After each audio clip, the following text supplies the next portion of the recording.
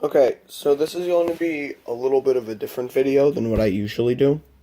Because what I usually do is I would, do a gaming video or something, even though I know I haven't been posting since, I've had a lot of stuff to do with school. It's the end of the year, there's a bunch of exams and whatever, so yeah. So I'm pretty much out of the woods, so I thought that I would make a new video for my actual 2 subscribers. So, yay. I mean, I don't care that no one's going to be watching this, but it's the thought that, since my opinion is already on the internet, I mean, if someone by accident comes across it, then great for them. They get to see my video, I guess. Alright, so I'm not going to be doing any editing because this is just I think I'm going to do a new, series, I guess, or whatever, where I just do a stream of consciousness, not like a live stream, but just talk about what's on my mind, about current events or stuff that's happened. So I'm gonna do that now. So I'm gonna start off with talking about Samurai Jack, and even though I know that I'm late and that it's been a while, I've been just trying to think of a bunch of things that I could prove myself wrong, because there were some things that I thought when the thing ended, and I was thinking, oh, this happened, that happened. But as I think about it more and more, I was trying to form my optimal opinion. I was trying to get the opinion that I believe the most. So, yeah. So, Samurai Jack season finale. I feel that it was rushed. Well, not rushed, but I feel like it was too many things going on at the same time. I'm not saying that the series is bad, because I was so excited, and also with everyone with the Joshi controversy, I personally liked it, because, I'm a sucker for that stuff. But, yeah, I really liked what the events in episode 9, and I think it was episode 9, with where they were in the prison. That was interesting to me. And I really liked how it was development. People saw it as filler. I saw it as character development, to kind of develop a stronger relationship between Jack and Ashi. But the finale, I guess, spoiler warning or whatever to the people who live under a rock and haven't seen this or decided to click on this video for whatever reason. If you decided to, kudos to you. You're great. You're a great. I'm just gonna keep it at that. I can't think of anything.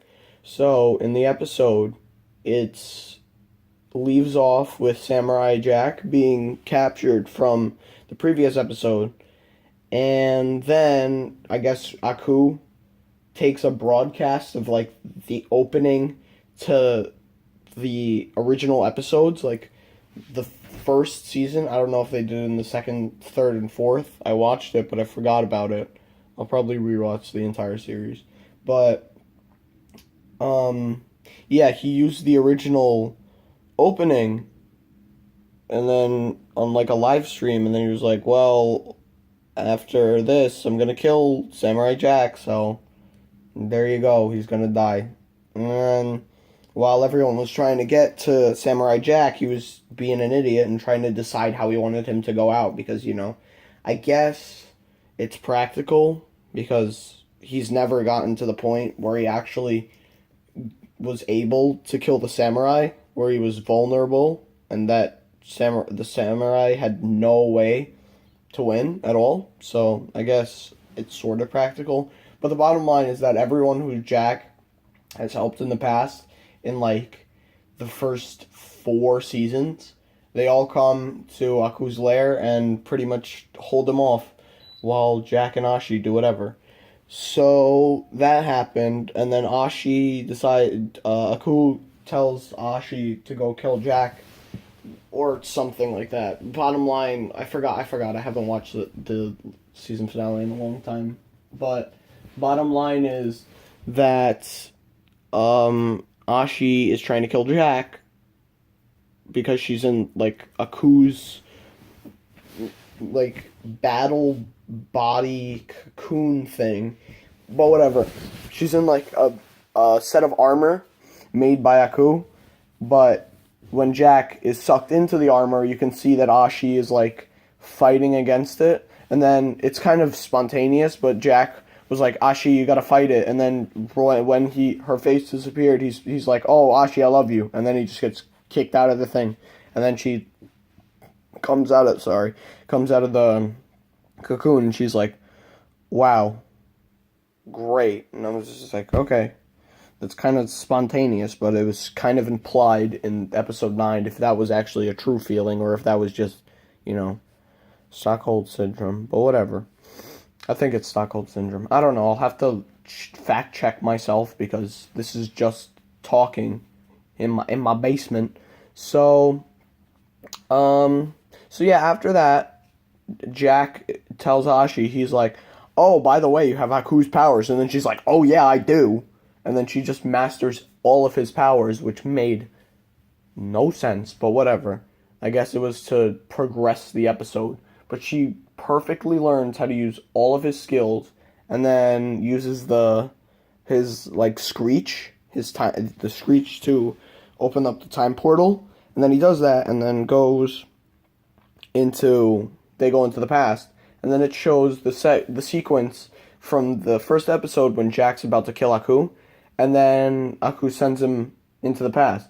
But then after that, instead of Aku's monologue, well, I think Aku did say his monologue, and then he goes, oh, you're back already? And then Jack pretty much kills him. And everyone was saying how it took so long. It was very short when Aku died.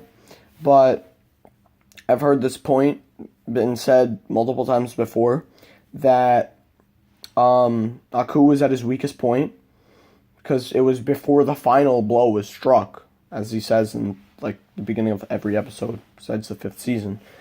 And then, he's at his weakest point. So, and Jack has sat for more than, because it says that 50 years have passed, but you have to also factor in the age of what he was before when he was sent into the time portal. So let's give a rough estimate and say that he's 25. So after, it's 75 years. He's 75 years old, but he doesn't age.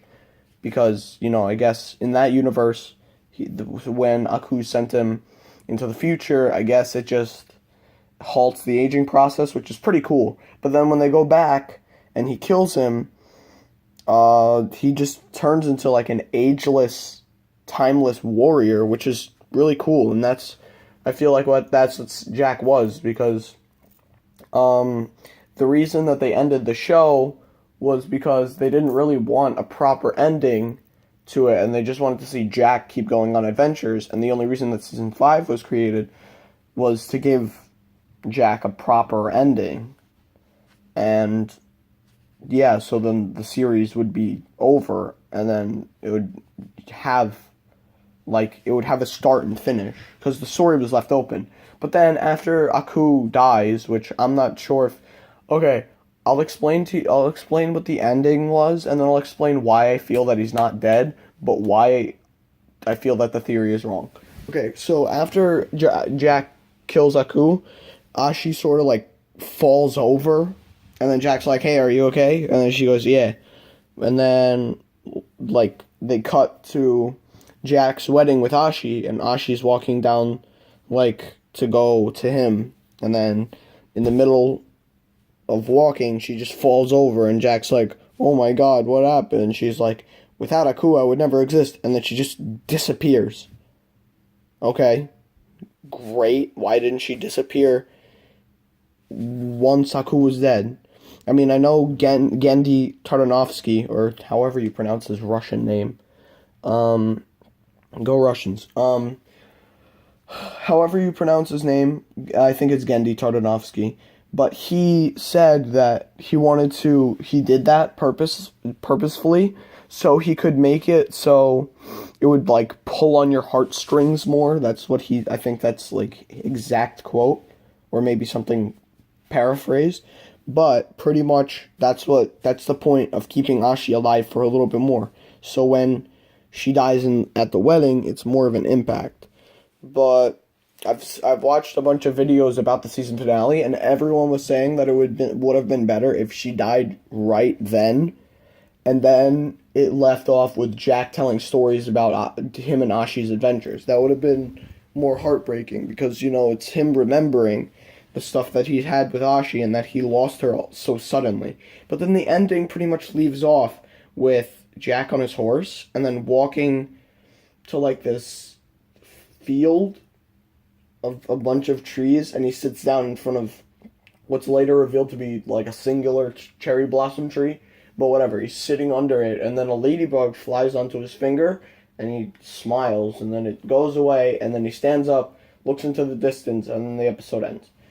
The ladybug, for everyone, was saying that it was supposed to symbolize hope, because in this one scene, in one of the episodes, they were sitting on an island, and Jack was sitting, and then the ladybug flew onto his finger, and then he let it fly away, and then Ashi was like, "Why did you spare it?" And he was like, "Oh, because I don't kill anything that's innocent or whatever." But it was only for that one scene, and it felt like a throwaway line, even though that's truly what Jack is, but it felt like a throwaway line, right? And then they used the ladybug again from that one scene, and everyone was like, "Oh, it's supposed to symbolize the hope that Jack and Ashi give between each other," but no, that wasn't the driving force. I mean, I guess it reminds him of that one transaction, that one, conversation with Ashi, but other than that, like, it's really insignificant. Like, to me, from my point of view, it feels insignificant because the ladybug was only shown once. I might be wrong. I'll rewatch it, and I'll make an update video if I'm wrong, and I'll correct myself. Or to whoever wants to watch this, let me know in the comments.